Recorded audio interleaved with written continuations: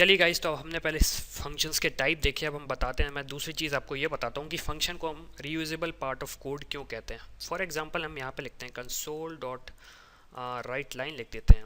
यहाँ पे सबसे पहले एक string name equals to टर्ट्स in Hindi लिख देता हूँ मैं। और यहाँ पे मैं लिखता हूँ console dot write line how are you. फिर यहाँ पे हम लिख देते हैं टर्ट्स इन हिंदी, तो हम यहाँ पे लिख देते हैं नेम। मैंने इसे लिखा और मैं इसे यहाँ पे रन करूँगा, तो आप देख सकते हैं यहाँ पे लिखा रहा हाउ आर यू टर्ट्स इन हिंदी। अब हमारे पास जैसे 4-5 नाम और आते हैं, तो हम यहाँ पे लिखते हैं नेम इक्वल्स टू ABC, और फिर हम इस प्रोसीजर को फिर से कॉपी करते हैं। इस लाइन को कॉपी करेंगे, प्रोसीजर गलत वर्ड हुआ प्रोग्रामिंग की लैंग्वेज में।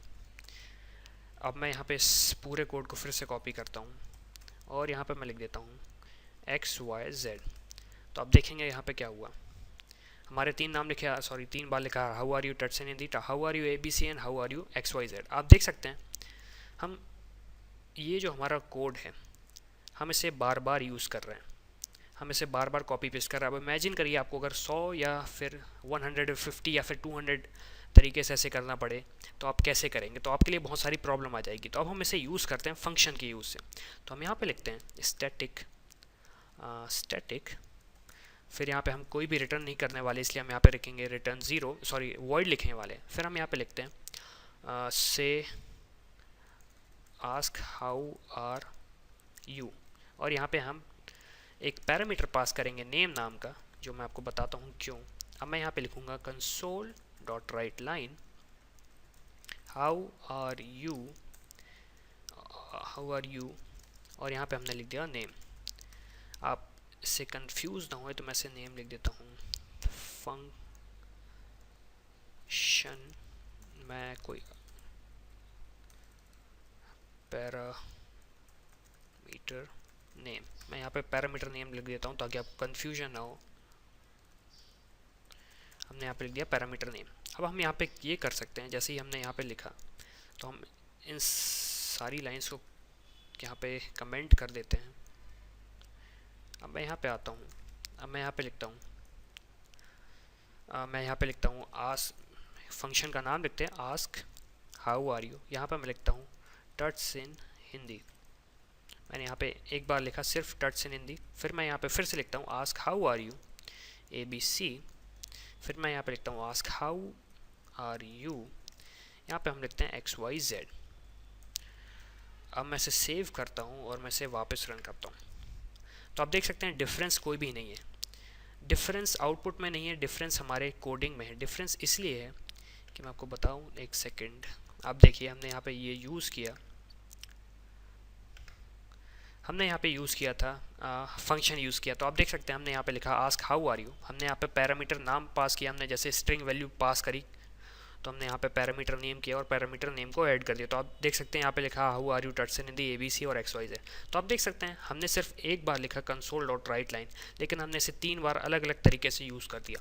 तो ये हमारा पार्ट हुआ फंक्शन रीयूजेबिलिटी का। चलिए गाइस, तो हम जान चुके हैं फंक्शन किस प्रकार के होते हैं और किस तरीके से हम फंक्शन की रीयूजेबिलिटी करते हैं। तो अब हम जानते हैं फंक्शन का रिटर्न टाइप।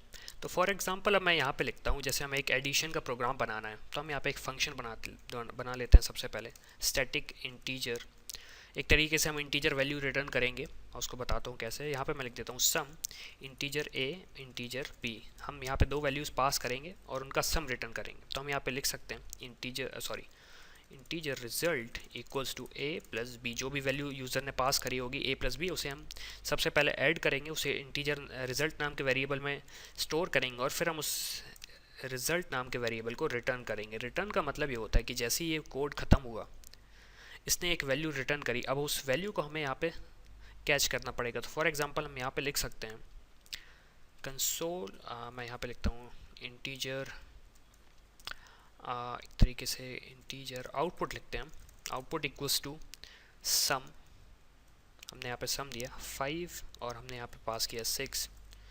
तो यहाँ पे होगा ये कि सबसे पहले ये सम नाम का फंक्शन पे जाएगा, इंटीजर A हमारी वैल्यू 5 हो जाएगी, 6 हमारे B में स्टोर हो जाएगा। तो मैं यहाँ पे कमेंट कर देता हूँ कैसे। तो यहाँ पे ये कुछ ऐसा होगा 5 और 6, ये कुछ ऐसा दिखेगा। यहाँ पे इंटीजर ए और बी देना ज़रूरी है। अब जैसे ही हमने यहाँ पे ऐसे ऐड किया, फिर हमने रिटर्न किया रिज़ल्ट, तो यहाँ पे एक वैल्यू रिटर्न होके आएगी जो कि ये रिटर्न करेगा। फिर हमें इसे स्टोर करना पड़ेगा एक इंटीजर नाम के इंटीजर के अंदर, क्योंकि वैल्यू रिटर्न हो रही है इंटीजर। अब हम उस वैल्यू को कैसे भी यूज़ कर सकते हैं, तो हम यहाँ पे लिख सकते हैं जैसे कंसोल डॉट राइट लाइन 5 + 6 = हम यहाँ पे लिख सकते हैं 0, और यहाँ पे हमने दिया आउटपुट। अब मैं इसे रन करूँगा तो कोई भी डिफरेंस नहीं आने वाला, हमें 5 और 6 का एडिशन आ जाएगा। लेकिन आप देख सकते हैं यहाँ पे यूज़ क्या हो रहा है। यहाँ पे जैसे आया इंटीजर आउटपुट सबसे पहले मैं इसे बताता हूँ कोड रन कैसे हुआ। सबसे पहले हमारा जो कोड है, प्रोग्राम है, वो यहाँ पे आया। उसने देखा सम 5 और 6, तो वो हमारे यहाँ पे आया स्टैटिक इंटीजर सम पे। इंटीजर ए को इसने असाइन किया 5 वैल्यू, इंटीजर बी को असाइन किया उसने 6 वैल्यू। फिर ये अंदर आया फंक्शन की बॉडी के अंदर, उसने एक इंटीजर रिजल्ट नाम का वेरिएबल डिक्लेयर किया। उसने ऐड किया ए प्लस बी को, तो जिसकी ए की वैल्यू थी 5, बी की वैल्यू थी 6, तो उसे ऐड किया, वैल्यू हुई 11, स्टोर हुई रिजल्ट नाम के वेरिएबल में। फिर उसने रिटर्न किया रिजल्ट नाम के वेरिएबल को। तो जैसे ही वो रिटर्न हुआ तो स्टोर कर दिया हमने से आउटपुट नाम के वेरिएबल को, और फिर हमने से आउटपुट दिखा दिया।